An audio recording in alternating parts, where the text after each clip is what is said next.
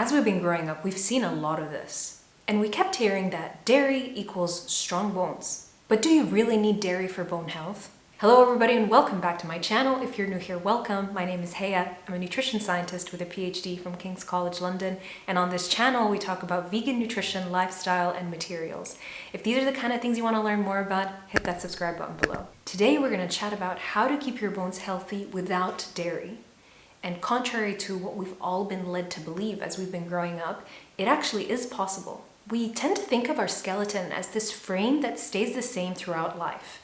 But that's not true. Our bones are in this kind of constant balance of breaking down and building back up.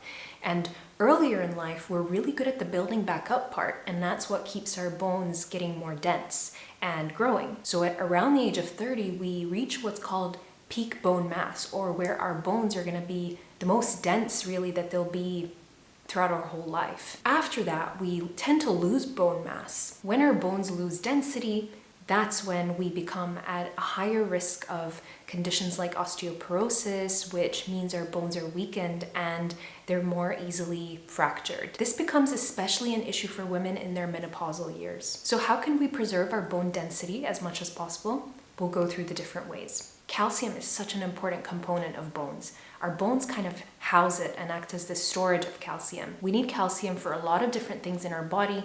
It leaves our bones, performs its functions, and then kind of comes back into storage in the bones. So we want to keep as much calcium in our bones as possible. We usually associate calcium with dairy products, but that's not the case everywhere in the world. Plants can give us calcium, but we want to focus on the plants where we're really good at absorbing the calcium that's in them. Not all calcium is going to be absorbed, and that's really normal, even for milk. We only absorb about 1/3 of the calcium that's actually in milk. And when we compare that to the amount of calcium we are able to absorb from plant milks that have had calcium added to them, then the same percentage is absorbed. There are some plants where we can even absorb 50% of the calcium that's available. But the fact that not all calcium is absorbed can be an issue for a lot of people, and that's why a lot of foods are fortified or have calcium added to them. So what are some non-dairy foods that are great sources of calcium? Leafy green vegetables, specifically from the cruciferous family. Why these specifically? Because they're low in compounds called oxalates, which what they do is they kind of bind to the calcium and prevent it from being absorbed in the body. Tofu, specifically Calcium Set Tofu.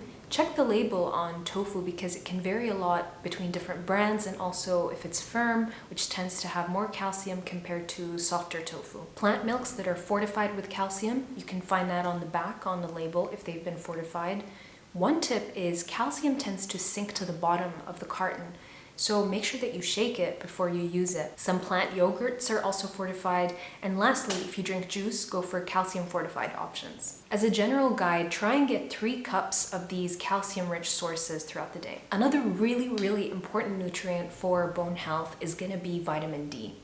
Think of vitamin D and calcium as kind of 2 peas in a pod. They really go hand in hand. You can have so much calcium in your diet, but really to reap the benefit, you want to make sure that you're also having enough vitamin D. Why? Because vitamin D helps your body hold on to calcium. It helps you absorb it better, and it also helps you limit how much of it you're losing. Our bodies can make vitamin D when our skin is exposed to the sun. Historically, that's how we used to get it. But as we started to move out of the equatorial regions, we started seeing issues with bone health. Even in areas with good sunshine, a lot of factors can play into how well we make vitamin D. And so what was done in some countries is vitamin D was added to milk. A lot of people think that milk is a great source of vitamin D. It is, but that's because we added it. Recommendations for vitamin D vary a little bit across different countries. In the US, it's recommended to get 600 international units or 15 micrograms per day. In the UK, the government guidance is everyone should be taking a supplement in the fall and winter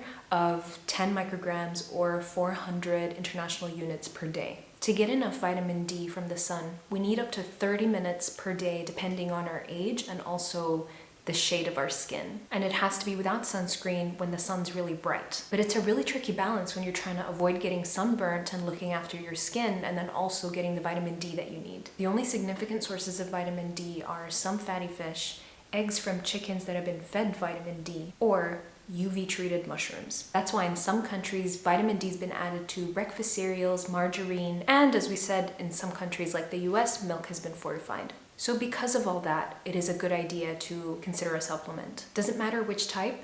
Yes. There's 2 types to know. There's D3, which is known as cholecalciferol, and D2, which is ergocalciferol.